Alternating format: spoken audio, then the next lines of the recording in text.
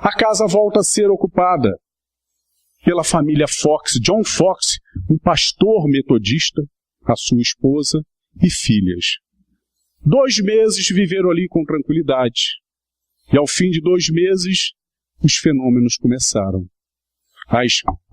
As pancadas, as batidas, os passos que se ouviam. Todas as noites se ouviam sons de batida.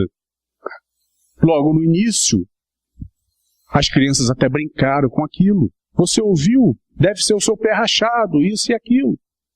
Mas à medida que aquilo foi perseverando, elas ficaram até com medo. Passaram a dormir no quarto dos pais. E na noite de 31 de março de 1848, muito possivelmente sendo orientada espiritualmente, sendo inspirada, a senhora Fox, diante daquele barulho, ela resolve fazer uma pergunta àquela fonte. Existe aí algo de inteligente querendo comunicar-se? Responda com uma batida, se for sim. E a resposta veio de imediato. Em seguida, estabeleceu-se o código, uma batida para sim, 2 para não. E uma série de perguntas foram feitas, todas sendo respondidas por sim ou por não.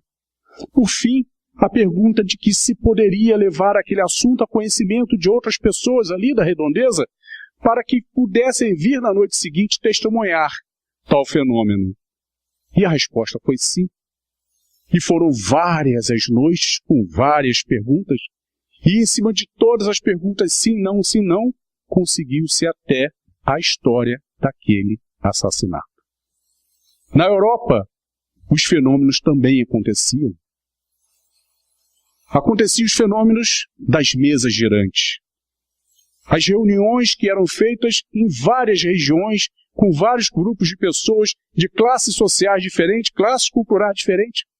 Os fenômenos das mesas girantes, as mesas que flutuavam e batiam somente com o pé para responder às perguntas, que também foi estabelecido o código inicialmente de sim e não. Tudo isso capitaneado pelos espíritos para a divulgação dos fenômenos para o mundo. Logo, a seguida, foi desenvolvido melhor, no lugar das mesas, era o cestinho que deslizava sobre a mesa, indicando, a mais batidas, começou a se usar o abecedário para se soletrar as respostas.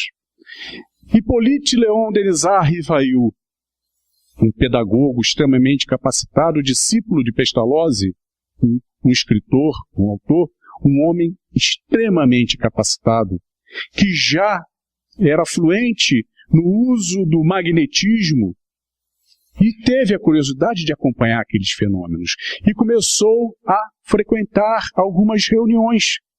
Usando da sua cultura, do seu método, ele repetia sempre as mesmas perguntas e obtinha nas reuniões as mesmas respostas, o que dava veracidade das comunicações. Eram outras pessoas de outras regiões, mas as respostas eram as mesmas. Como ele mesmo disse mais adiante, a fé, para ser legítima, tem que ser construída em cima do bom senso, da razão e de fatos incontestáveis. E as respostas idênticas em reuniões diferentes, regiões diferentes, era incontestável. Até que numa determinada reunião, quando começa a comunicação, uma reunião que ele nunca tinha ido, quando começa a reunião, o espírito comunicante dá 3 vivas. 3 vivas ao grande apóstolo Hippolyte. E ele questiona o porquê desta saudação. E o espírito se identifica como Zéfiro, o seu mentor espiritual, informando que eles há muito caminhavam juntos, desde milênios, quando ambos tiveram uma encarnação na civilização celta, e que Hippolyte lá se chamava Allan Kardec, informando a ele naquela noite da sua missão, a sua missão, veio se preparando para usar de todo o seu conhecimento para ser o codificador da doutrina espírita, aquele que irá apresentar o Consolador prometido. E assim surge o Espiritismo, surge a doutrina espírita, revivendo o cristianismo primitivo, trazendo de volta à sociedade, a todos nós, o mais puro cristianismo primitivo, de amor, caridade, perdão, simplicidade, humildade, tolerância, paciência, tudo aquilo que Jesus trouxe na sua mensagem, sem opulências, sem ganâncias, sem orgulhos.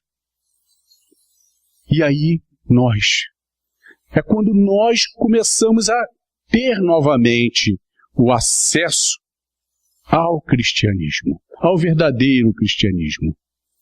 Diante destas informações, nós espíritas, parece que fomos escolhidos, somos os privilegiados de termos esse acesso direto.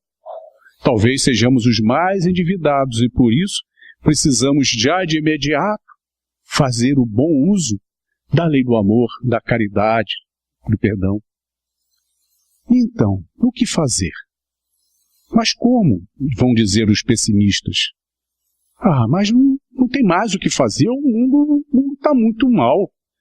O mundo está cada vez pior. Como é que eu vou fazer? Para que eu vou melhorar se o mundo está aí cada vez pior? Lê do engano. Para começar, o mundo não está cada vez pior. Todos nós evoluímos um pouco a cada dia. O espírito nunca retroage na sua evolução. Então, o mundo não tem como estar retroagindo.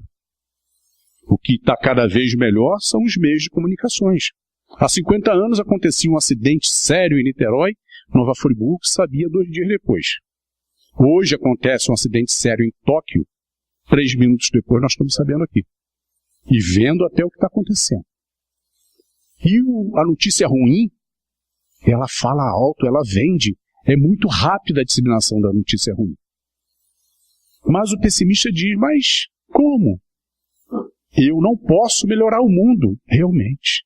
Eu não posso melhorar o mundo, mas eu posso melhorar a mim mesmo. Mas eu não posso fazer com que o meu irmão, impor a ele que ele se melhore. Realmente eu não posso. Ele só vai se melhorar se ele quiser. Mas eu posso ajudá-lo a melhorar. Mas eu só posso ajudá-lo a melhorar se primeiro eu melhorar a mim mesmo. E se todos forem, cada um melhorando um pouco, o mundo estará melhorando cada vez mais rápido. É isso que aquela letra de uma música que a gente canta muito nas casas espíritas, aquela frase que diz que a paz do mundo começa em mim.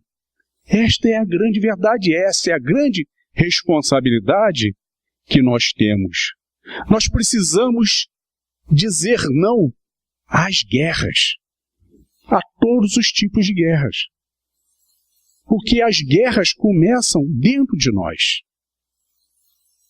Não somente as guerras dos fuzis, das baionetas, dos canhões, as guerras das nossas ambições, da vaidade, das paixões, do egoísmo, da impaciência.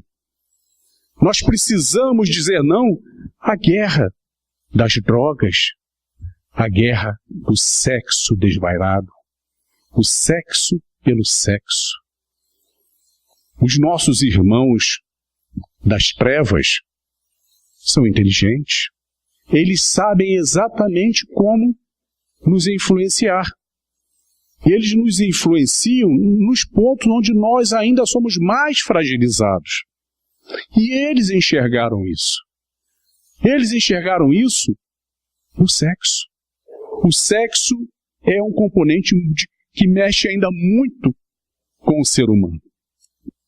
Todos nós conhecemos pelo menos um único caso